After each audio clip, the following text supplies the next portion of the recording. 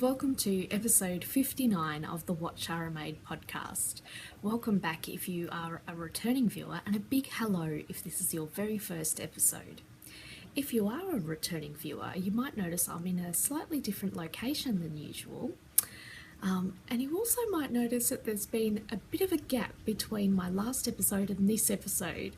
And that's because I just could not get a moment to myself at home. I couldn't get more than a few minutes where I was the only person at home. So I thought I would just choose a different location where I could get some quiet time for some recording.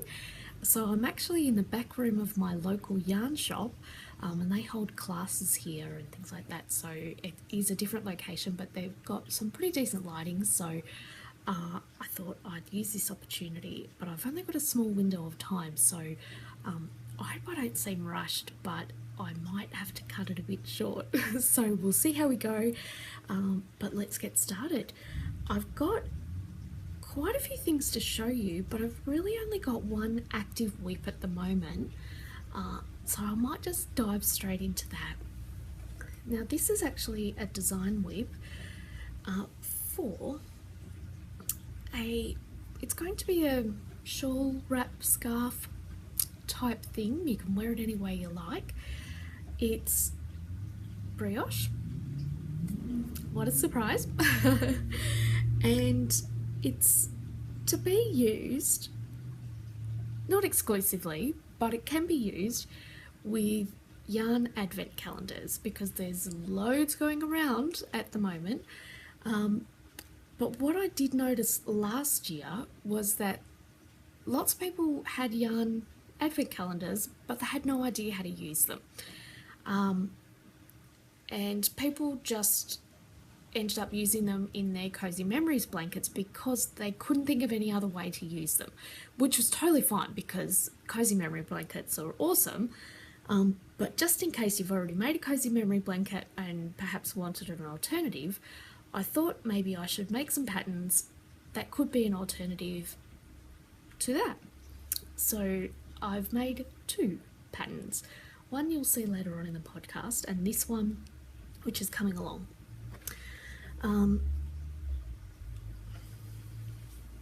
It's not quite finished, obviously you'll see that, but you'll get the idea of how it's working. And of course you don't have to use a yarn advent calendar, you can use any yarn you like. That's the beauty of this pattern. So here's what's happening with it at the moment. It starts down here and it grows this way. And it's actually an extremely simple pattern, so that when it does come to December and you're already pretty busy and your mind's already full of other things, you can just sit down, relax, and this is pretty easy going. And you can see the other side as well. Pretty dramatic change on this side in colour. This side, it's a very subtle change. The change actually occurs here on this side. You can tell now that I've pointed it out, but perhaps before you might not have been able to tell. But anyway, if we bring it up closer, you can probably tell. Maybe that makes it harder to tell. So I don't know how easy it is to tell what is going to happen, but it just gets bigger and bigger and longer, and it's a big sort of sail, asymmetrical type wrap scarf situation, and the colours change as you get to them. It's the kind of pattern where you knit until you run out of yarn. So you don't have to really worry about gauge, you don't have to have a specific yarn amount, you just knit until you run out of yarn.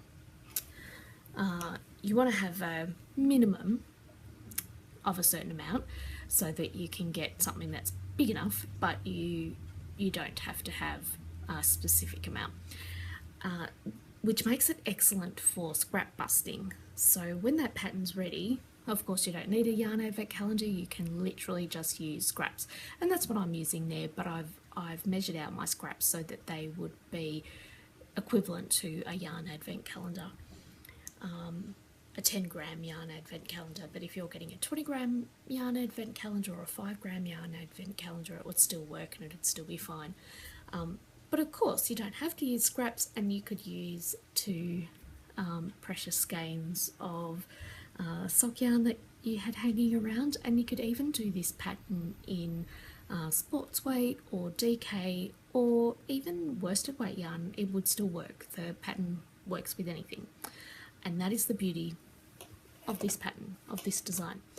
And that's exactly the way I wanted it. I wanted it to be almost a universal type pattern, and it is pretty much. And you could also use it with hand spun yarn, because sometimes when you have hand spun yarn, it can be hard to know what to do with it, because you've got this odd amount and you can't just go and buy another skein from your local yarn store, because it's a very unique skein, because you've only spun, that's the only one in existence, that's the only one that you've made. You can't necessarily replicate it again exactly. And yeah, so this pattern would work well also with hand spun, and I think I've got an idea for one of my extra special precious skeins that I've hand spun for this pattern as well. And I'm so excited because I've been hanging on to that skein, and I love it so much that I'm too scared to use it, and that's silly because it's no good just sitting in a basket. So I think that's where this pattern is going to work well. And it did take a really long time to figure it all out, but I tried all these different methods and calculations and pulled things out and tried them again and unraveled them and tried them again and unraveled them and tried them again. And then I was laying in bed, it was about 2 o'clock in the morning, and suddenly I went, oh, yes, that's where yes, oh, that's it. And I got out of bed and I picked up some needles and yarn and I tried it, and I was like, yes, that is it. And I took a photo of it and wrote some notes, and yeah, and it was all solved. And then I had a very good sleep after that. Oh god, that tastes good. It's coconut green tea. Oh, so good. So that is what I'm currently working on. It's literally my only active whip. So that is that one, and it's got an I-cord edging, which is really handy when it comes to hiding all the ends, because when you're changing lots of different colours, because you're either using all your tiny little scraps or 24 minis from your advent calendar, you will end up with a few ends to weave in. So having an I-cord edge not only looks nice and neat, and it's fun to make, it's a great place to hide ends, and it's quick and easy to hide ends when you're at the end of your project. So that's another handy feature of that pattern. So I'm really looking forward to having that done, and I'm really looking forward to wearing it, because who doesn't love squishing a big bunch of brioche around themselves? So just in case you're wondering, it's going to be all blues and greens and cool colours up this side, on this side, and it's going to be all oranges and yellows and reds up this side. So the next colour to come on this side is this colour, and the next colour to come on this side is this colour. It's kind of hard to tell on this screen, it's a bit hard to see, but I'm just about ready to change colours.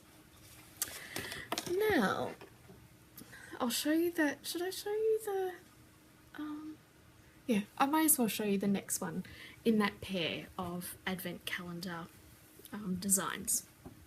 So, I'm probably not going to be able to show you this whole thing because it is giant. I haven't measured it, but it's way longer than my wingspan, which to be honest isn't that long, but it's very long. It must be 2 meters long. Must be. Let's see. I should be able to get a good gauge. Oh yeah, it's at least 2 meters long. So, here we are. I haven't got a name for it yet, but and I haven't got a name for that one yet either, but I will think of one. So, this here, you can see, wait, I'm showing you the back of it, not that it really matters, but let's see, I flick it over my shoulder, you can see, I'm showing you the right thing, you can get a good idea of it. So it's a bit of a syncopated chevron, I guess you could call it, or like a beautiful mountain range. That's how I'd like to think of it. Or perhaps like a excited heartbeat, a pulse rate on an, what do you call those machines in the hospital? You know what I'm talking about.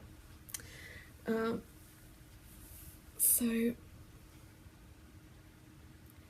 we go. And this also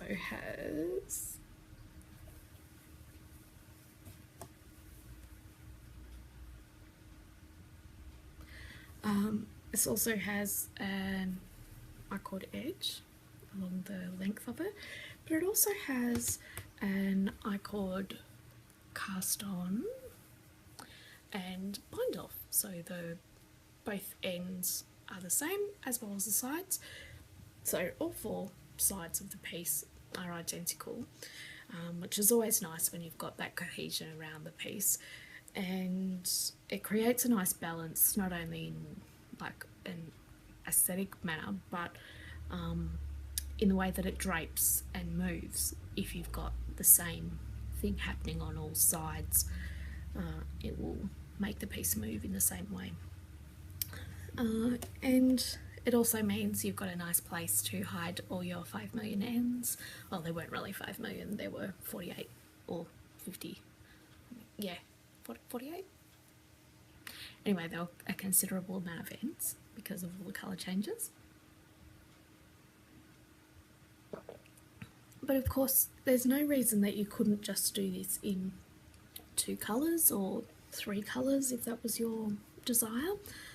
And once again, a really easy pattern so that you don't have to think too hard, but enough to keep you interested, so it's not too mind-numbing, but yeah, not so complicated that you have to continually read a pattern or anything like that. It's you don't even really have to count because there's stitch markers to guide you, so you know when you get to this stitch marker this action needs to occur, and get to that stitch marker that action needs to occur. So you it'd be a fine travel project, you can watch TV while you're doing it, and you could easily knit 1 mini per day. So if you were using an advent calendar and you started it on the 1st of December with your first mini, and you knit each mini each day, by Christmas Day you would have a beautiful wrap. And I actually wore this to an event on Friday night.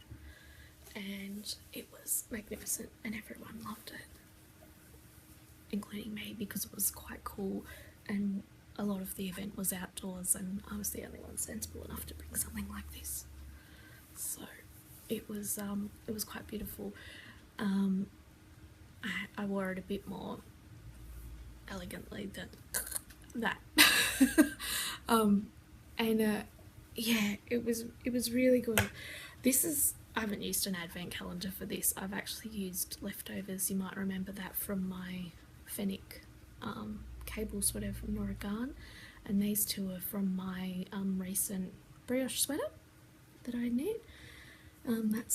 These two are some Bendigo 4-ply. They both are in my Vertices Unite shawl by Stephen West. That is I can't remember the name of the yarn, but it's a bamboo baby llama yarn that is in a shawl that I crocheted last year. That is some hand-dyed yarn from me that I hand-dyed, that I knit a pair of socks in a couple of years ago. That is in these two, both, I think. Oh no, just that one is some hand-dyed yarn that I got at my very first Bendigo sheep and wool show years and years ago, and I knit some brioche socks out of it earlier this year. This is some yarn that my sister brought back from Hobart for me. This is some gorgeous yarn that I made a shawl for my niece to wear to my sister's wedding out of this year. This is some beautiful, some of my absolute favourite yarn that I've ever got, from Sandra from Craftfulness, that I made some beautiful socks out of last year. Oh my god, they're the most beautiful socks I think I've ever made, and so much so that I'm scared to wear them because I don't want to wreck them because they're so gorgeous. Silly, I know. That is some awesome yarn that I knit my sister-in-law some socks out of last year for Christmas. And I don't know if you can see this, but if you had an advent calendar, you'd have 24 different colours, but I had 13 different colours. 13's my lucky number, and just to be different. And so I went all the way up, and then at number 13 I then reversed the colours and went back again and repeated those colours again back down to the other end. But if you had 24 different colours, you'd just have a continuation of all the different colours all the way around. But that's what I did. So that is the other pattern for the advent calendars that I've made. But once again, this pattern could be made with pretty much any yarn, any gauge, and you knit until you run out. You don't have to do the exact stripe measurements that I did. I just knit, I had little 10-gram bundles again, just like with the other piece. I knew I could get 22 rows out of 10 grams, and that's what I did. With your gauge, you might not get 22 rows out of 10 grams, and that's fine. It won't make much difference at all. This grew significantly with blocking, as usual, and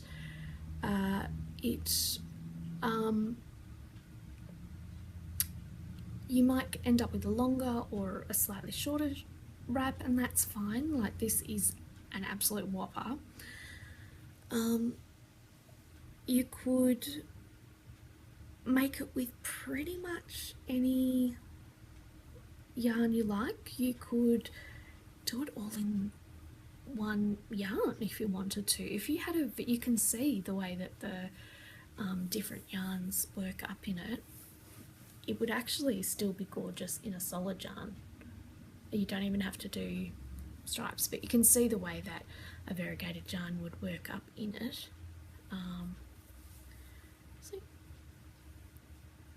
If you wanted to just do one colour, it would still be gorgeous in one yarn, or you could put 2 yarns together and do 2 colour stripes. Anything you want, go for it. And once again, you knit until you run out of yarn. Yep, same situation. I wanted it to be nice and easy and really universal once again. So I'm just checking my time here. Yep, still got time. So now I'm going to talk about something that you would have seen in the last episode, and I might have called it by the wrong name in the last episode. What's new?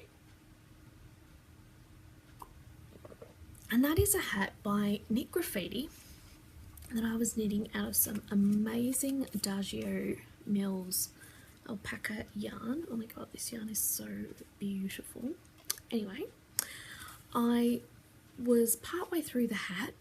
I was really enjoying knitting it, and I finished that, and I'm not as in love with the finished product as I thought I would be, and I actually undid and redid the last section multiple times in the hope of improving the finished piece, and I have not been able to improve it no matter what I have tried. So I'm actually going to unravel it because I love the yarn more than I love the finished product, and I want to reuse the yarn for something else.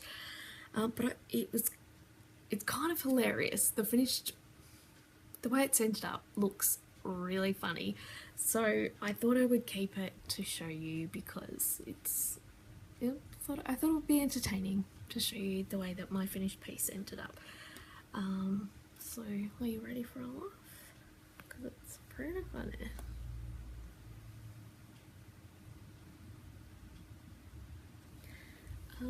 What the heck's going on here? Everyone else's came in and like went down like a normal hat, like a hat shape, and mine looks like a, you know those yellow, I don't know what they're actually called, like a Macintosh hat, like a, you know those yellow rain hats, the same as the Macintosh coats. I guess it's called a Macintosh hat, but you know, those yellow rain hats that fishermen wear. That's what it looks like. The same shape. And I undid and redid this bit that many times that the yarn was starting to get like fluffy, and I tried it on smaller needles and smaller needles and smaller needles, and it still kept coming out at this shape. So I don't know what I'm doing wrong, but it is not working, and the hat does not look great on. And you can see it's like a weird shape, and it doesn't look good. And it doesn't look good on, it doesn't fit well. I don't know what I'm doing wrong, but other people on Ravelry's hats don't look quite like this. Some of them have got a little bit of this action going on, but mine just looks really bad. It's like flappy, and it didn't matter how much I went down on this. I did notice some people had been like folding theirs up, but that just seemed to make mine even worse. It didn't matter how much I went down on the needle size, it just went flappy. And I don't know if it was my choice of yarn, I'm not really sure. Anyway, I thought I would keep it intact before unraveling it for like the 4 millionth time, so I could show you how funny this like weird shaped hat is of mine. But I'm going to unravel it and reuse the yarn because I like the yarn more than I like the hat now. So that's been a bit of a weird triangle disaster. So that's as you can see, like I obviously can't wear that hat. It's like doesn't even like, it's like the flying nun on my head. So that if I was a bit of a fail, but never mind, doesn't matter. Speaking of what the heck's going on there, I have finished well, finished. This one, yay! It's not blocked yet because it's not really finished, because as I finished the other end, that I was, you know how in the last episode I told you I was waiting for my yarn? I had to order more yarn because I miscalculated and ran out of yarn about that far from the end. And I got the yarn, which was great, and it was a perfect match, which was awesome, thank you. But then when I finished it, I had miscalculated some other things in the pattern, and it didn't quite match up. The rest of my pattern did not match up, so you can see here the last bit, my last leaf is like touching the edge here. So that's the last one I did, right? Yeah, okay. The leaf looks fine, but it is touching the edge. The first leaf is not touching the edge. So let's just look at these side by side, shall we?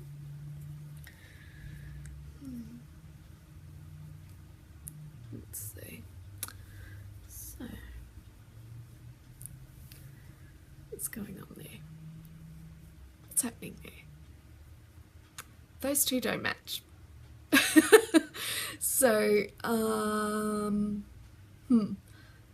yeah. Why is that happening? So I've obviously got some more maths to do.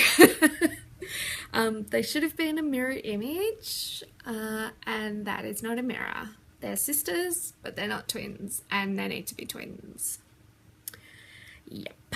So they're not twins. They're not twins at all. They're not even cousins. So that needs redoing. I think I almost have to undo that whole half of the shawl and redo it.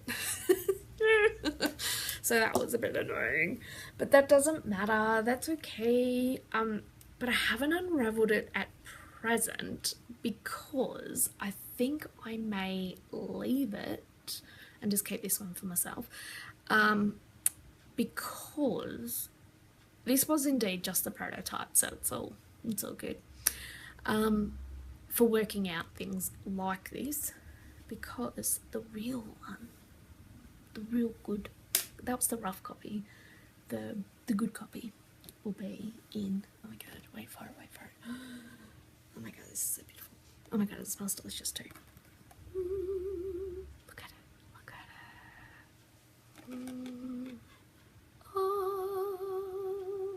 Oh my god, this is so beautiful.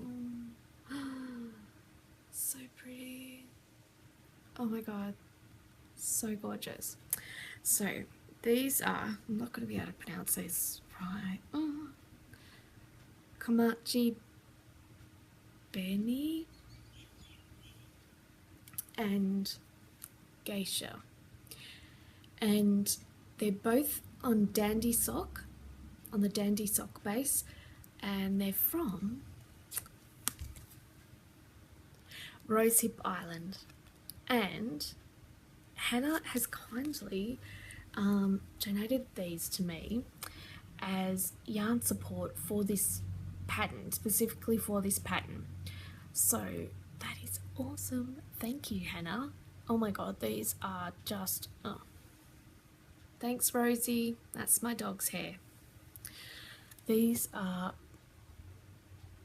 just magnificent. Oh my god, they're so perfect. Oh god, I cannot wait to start knitting with these. Oh my god. I had to keep them beautiful like this to show you, but just because they look so gorgeous, I just wanted to keep them all gorgeous before I unraveled them and made them all crazy with my poor ball winding skills, so that they were so gorgeous. But when Hannah sent me these, she didn't just send me these. Okay, of course not. Of course not. She also sent me something for you. So later on, when we later on next year, Hannah and I are going to have a cow, and I've got a special prize. It was actually donated by Hannah, but they're going to be for that cow, and it's these. Oh my god, how amazing. And they'll actually work perfectly with this pattern. So these are both on the Dandy sock base, and it is seriously gorgeous. The Dandy sock base is 75% Australian merino and 25% nylon, and it's spun in Australia, which is awesome, and it's 400 meters to 100 grams. And this color is called Spaceship, and this gorgeous color is called Thunderstorm. So I don't know how well these colors are showing up.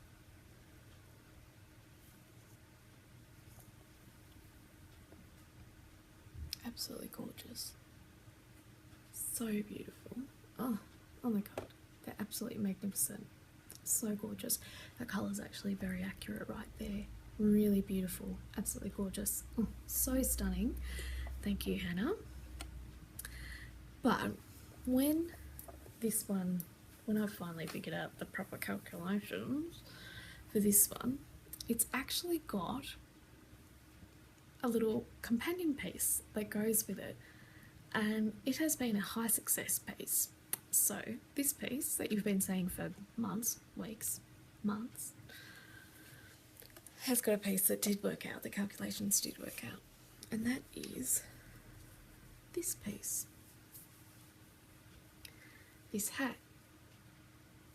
And this is a hat that I have had in my mind for a really long time, and I knew as it's probably before I started working on that shawl actually, that this hat was going to be part of that collection. So this hat, and it's reversible, but it's also got this little design feature up the back as well of this little panel, but it is indeed reversible. So you have that on the inside as well, with the little panel up the back too. I think I prefer that side because I do, I like the light colours there, and I could probably try that on for you. So you have that at the front.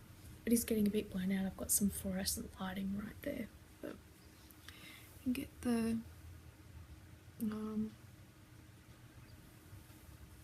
little thing there, but you don't have to wear that right at the front. You could wear it off to the side or wherever you like. So we've got that, but now with my fluffy hair, I've also done it in the same yarn as the shawl.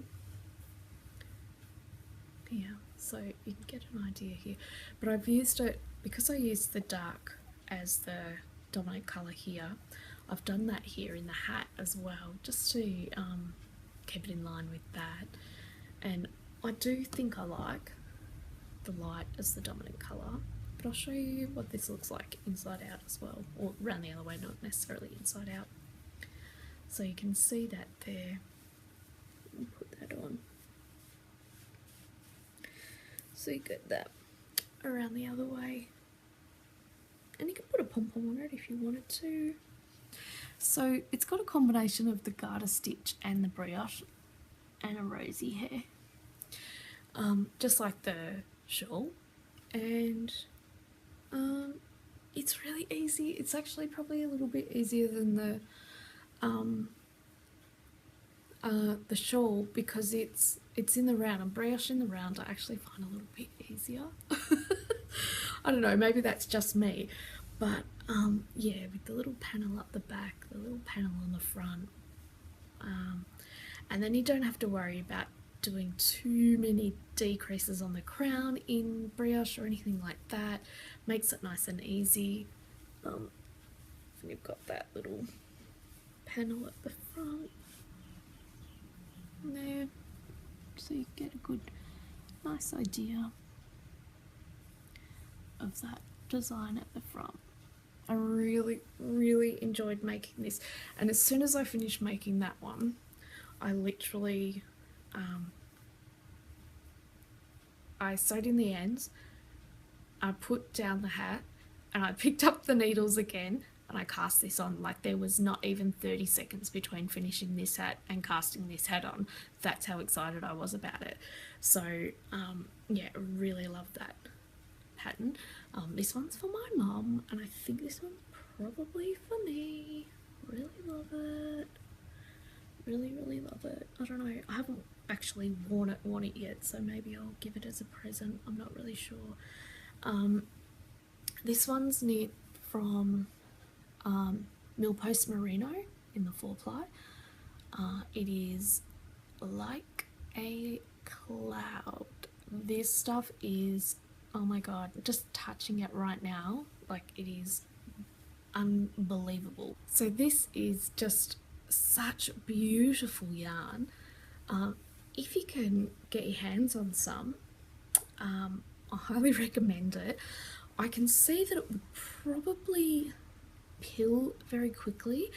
I did notice some pilling while I was working, so I might not use it for jumpers because I could see it pilling really quickly, but for things like hats and shawls and scarves, it would probably be fine. But I probably wouldn't use it for jumpers or mittens or gloves or anything like that that are going to get a lot of friction or action.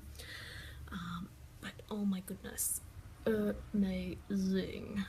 And it keeps its structure really well. Absolutely beautiful, really gorgeous. Loved making this. So when this pattern's ready, when I've redone all the calculations, which to be honest I'm not looking forward to, I'm not very good at maths. Well, I sort of am, but I have to try really, really hard.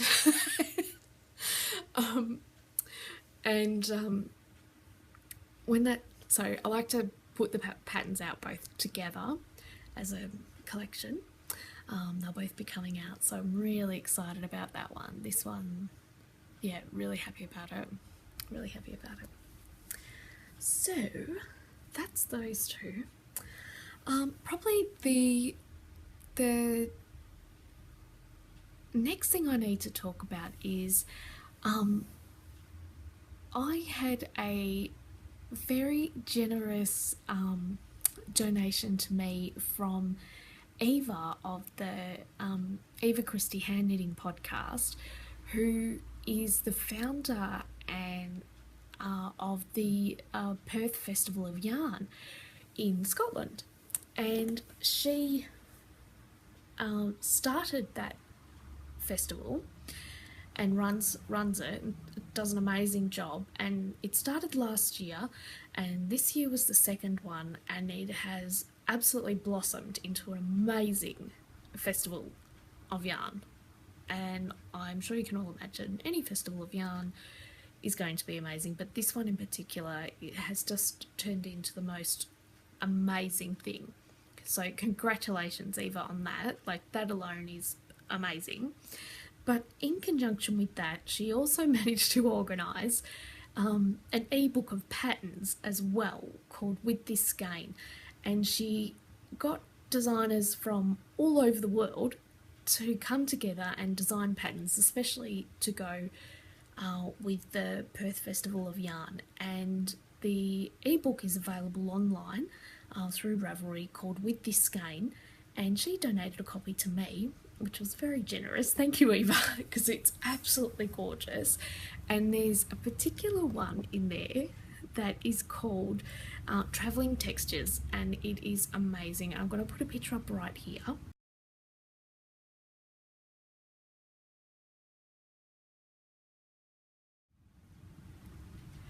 I absolutely love it, and I think that is definitely in my queue for later on this year. It's gorgeous, gorgeous, gorgeous, gorgeous, right up my alley. So I just wanted to tell you all about that so you can go and check it out, because it is beautiful. I love, love, love it, and I love the idea of that companion piece along with the festival. Really beautiful. I hope someone gets a good idea about that for Bendigo next year. And the next thing I need to do is I'm not going to draw a winner live on air for the September year-long stash busting craft along pattern winner, because my internet here is not good enough to do a live draw on air and select a random number with my random number generator. So I will do that off air, but if you see your name along the bottom of the screen right now, congratulations, you are the winner of the September pattern for the year-long stash busting craft along.